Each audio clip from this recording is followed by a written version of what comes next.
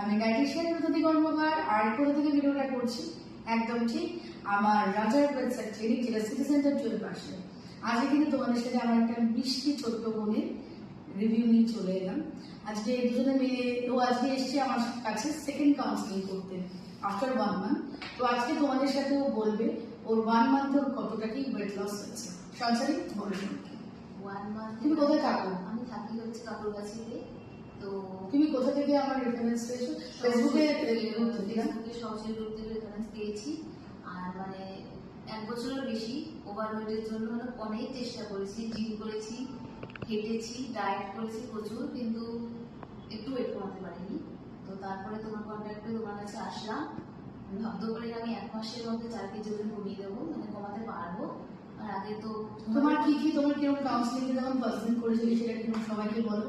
First দিনে তো এসে মানে প্রায় কান্নাকাটি লেগে গেছিল। আমার রাতে ঘুম হতো না, আমি ঘুমাতেই পারতাম না।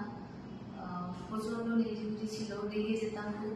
কিন্তু এখন সেই রাতটা অনেক কমে গেছে, রাতে খুব ভালো ঘুমাই, আর এখন জাগার ইচ্ছা করে না, ঘুমিয়ে পড়ি। আর ডায়েটটা করতে কেমন লাগে? ডায়েট করতে কোনো অসুবিধা নেই, মানে মন পছন্দ সব খাওয়া দাওয়া খেতে পারছি।